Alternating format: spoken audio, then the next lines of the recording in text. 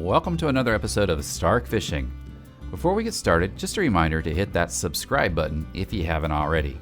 That's going to help support my channel and also keep you up to date when new content is available. Today, Kent and I are out on Clark's Hill Reservoir, and though it may seem like we're just out in the middle of nowhere, we're actually fishing on the oxygen lines.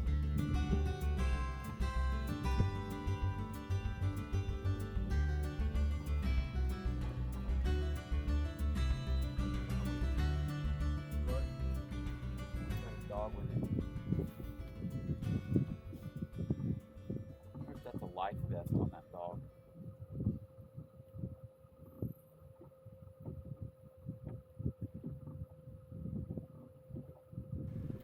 Hey, there's a fish.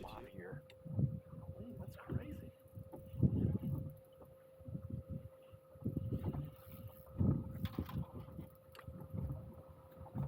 That? No, yet. I think so.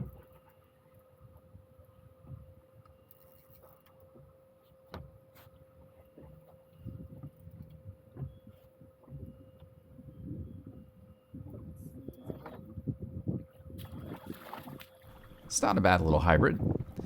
Kent and I were actually out for about an hour and a half beforehand, and we've probably got 4 or 5 fish already in the live well.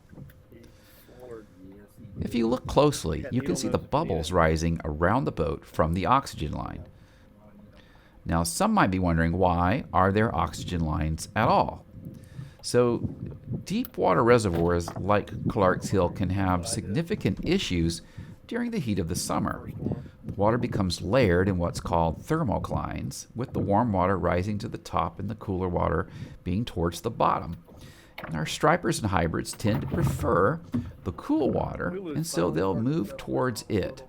But the deeper they go, the water begins to lack the dissolved oxygen that they need and can lead to large kill-offs of fish. The solution the Corps of Engineers worked out appears to be working and provides essentially a large aerator that you might see in your aquarium to the lake system, and is simple but very effective. Now, these lines typically could go into service somewhere around the beginning of June and will continue to be used until about the first week of October. Since they've been implemented in 2011, we have not seen the kill-offs of fish common before then.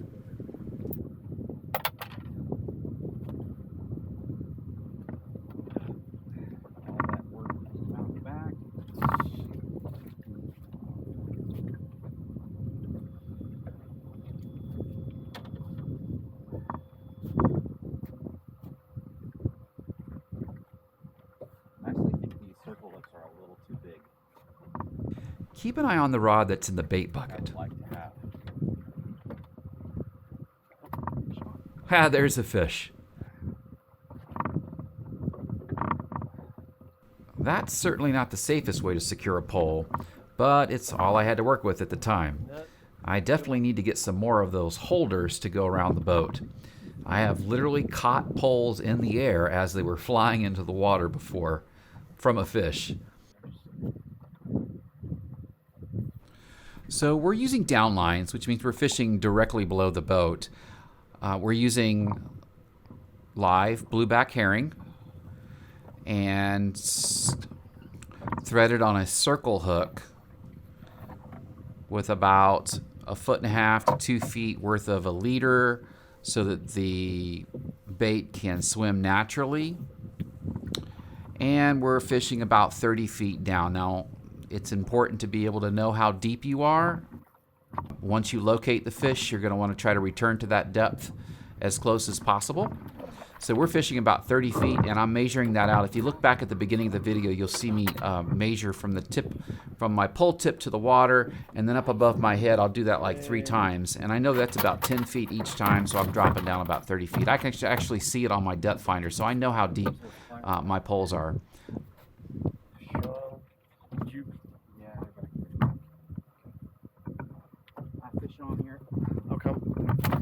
Oh, there's another fish. Got it? I'd only been able to drop it down to 15 or 20 before the other pole went down.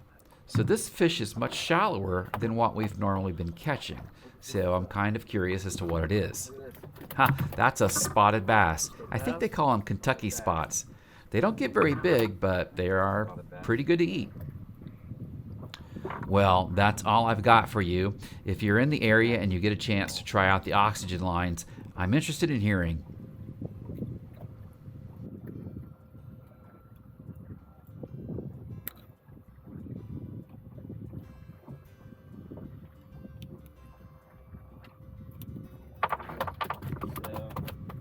The lines are most easily accessible from the Modoc boat ramp. In fact, I've seen kayaks out on the oxygen line. It's a bit of a paddle, but definitely doable. Here's a map that shows the ramp and the approximate location of the oxygen lines. They are easily identified by the bubbles rising to the surface and the boats that are normally lined up along them.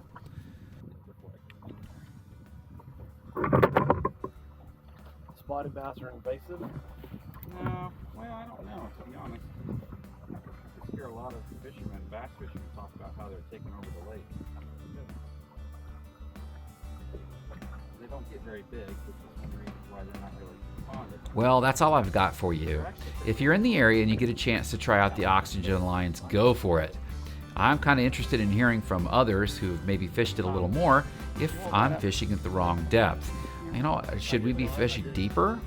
Is that how we're going to catch bigger fish? I'm still kind of new to fishing on the oxygen line, so it's probably only my second year doing this, so I'm still kind of learning, but I hope that the video has at least helped you. Well, until next time, just remember, if you see me out of the water, be sure to stop and say hello.